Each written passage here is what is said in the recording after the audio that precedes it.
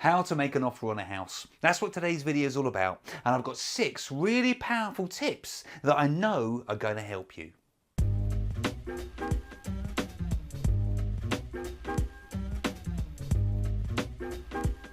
Hi, my name is Tony Dorr from Your First 4 Houses, and my channel is all about helping you achieve financial freedom through property. If this is your first time here, be sure to subscribe to the channel and click the bell notification icon so that you don't miss out on any of the free content that I give you each and every week. So today I want to share with you 6 quick tips that are going to really help you when it comes to making an offer on a property. So let's imagine that we've found a property that we think we like, and we're going to go in and speak to that estate agent and kind of connect to the seller via the estate agent. So the very first thing we need to talk about is doing due diligence on the property before we even connect with the estate agent.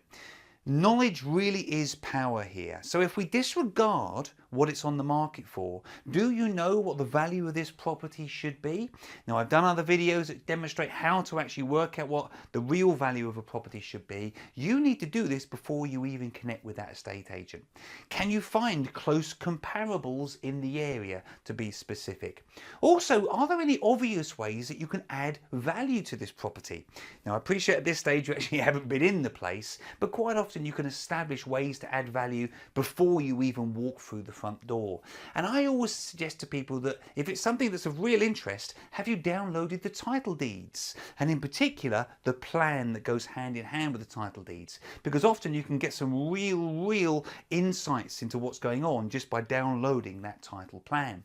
Next, we need to establish credibility with the estate agent. Don't forget, the estate agent is working for the seller. So you need to make sure that the agent knows that you are in a proceedable position. So specifically, have we maybe got a decision in principle? That's going to carry so much weight when speaking to an estate agent. If we haven't got that, could we maybe show the estate agent some bank statements that demonstrate that you're in a position to move forward because you've got the deposit there? Obviously, maybe you're working with somebody else and you're going to be using their money as deposits, and so can we show their statements? Are you in a chain? So you have another property to sell, for example. All of these are going to be establishing credibility with the agent. You need to show that you're serious by being organized, I would suggest. But above all, and I bang on about this an awful lot, you need to build rapport with the estate agent. Honestly, rapport is everything. These guys are amazing. They can put deals in front of you if you can build real rapport with them. Next, we need to talk about the questions that need to be asked here. Now, I've already said rapport is everything here. If you don't build rapport, you're not going to be able to ask some of these questions. And one of the first things I like to ask the agent is, why is the vendor selling at all?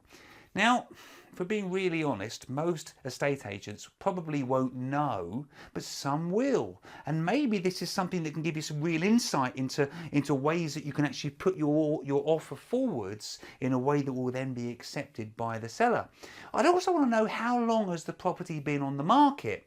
Now, there are ways of establishing that without actually asking the agent, but sometimes if the property's been on the market for quite some time, to ask the agent how long has it been on the market reinforces the fact that they're having a bit of a hard time actually selling it. And I always like to ask the question, if it's been on the market a while, why is it not selling? And you know what? If you build up sufficient rapport, quite often the estate agent will turn around and say, well, to be honest with you, it's not selling for this reason. And again, that gives you another great opportunity to sort of dive into that and maybe find out a little bit more about that. I'd also want to know, have they had any offers? And if they have, maybe we can get out of the agent what those offers have been. By the way, if this stuff is helping you, I would love it if you could take a moment just to click on that little like button down there. It really helps me, if that's okay. Next, I want to talk about vendor rapport. Now, when we go around and we talk with the agent to the property, obviously there's a very reasonable chance we're going to bump into the seller. And so building up a level of rapport with the seller is so important. Honestly, you want them to really like you, because maybe we're going to put in a lower offer and maybe we can get some warmth going with the seller. I know that it's all about the money, or at least we think it's always all about the money, but sometimes it isn't. So if we can build up real rapport with the seller, that's really important.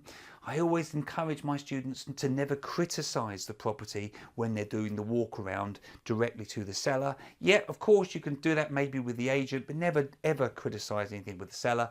If anything, you want to compliment them in some way. And after I've done the viewing, I always drop a thank you card round to the seller, handwritten, always handwritten, and I'm going to write something in there like, thank you so much for taking the time to be able to show me around the property, something like that, and I make sure it goes through their door that night. Next, we need to do the numbers. Now, practice makes perfect here.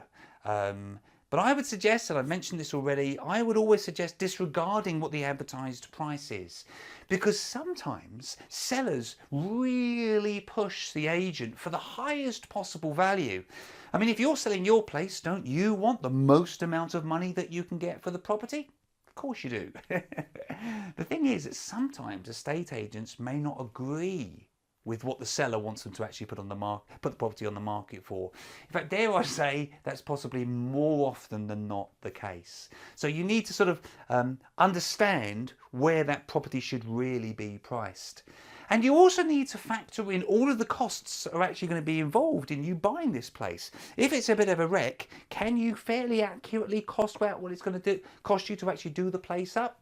Again, this comes with experience. I do appreciate that, and seeing more properties is going to enable you to get much more experience. Ultimately, that property has a value that it's worth to you, that it's worth you actually buying it for. So what is that value? Let's talk about making the offer itself. Now, I always suggest to people you've got to put real credibility behind your offer. You can't just say, if it's on the market for 200 grand, you can't say, well, I'll tell you what, I'll give you 180 grand for it. Because there's no credibility, is there? Let's be really honest with you.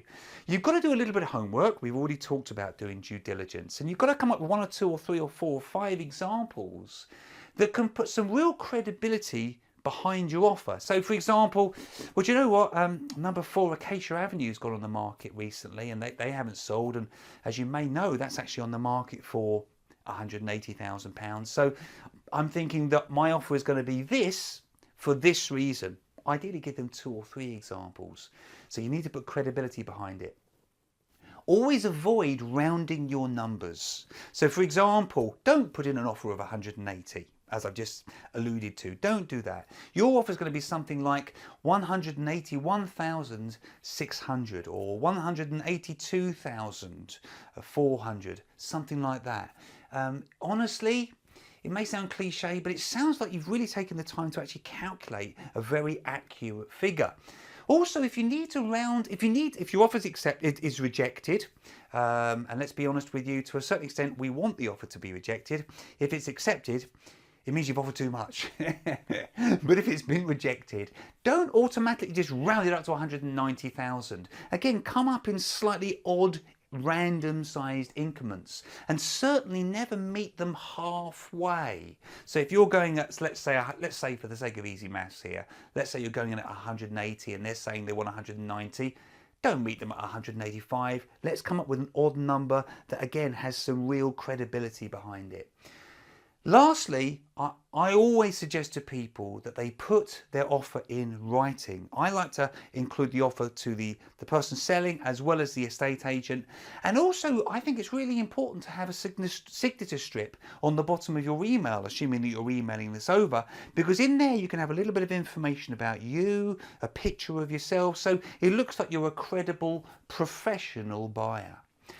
I really hope you found that one helpful. For more information like this, be sure to subscribe to our channel and also download this 50-point checklist, because it's going to really help you the next time you're buying your investment property. My name's Tony Law from Your First 4 Houses, with online training that helps build your property portfolio.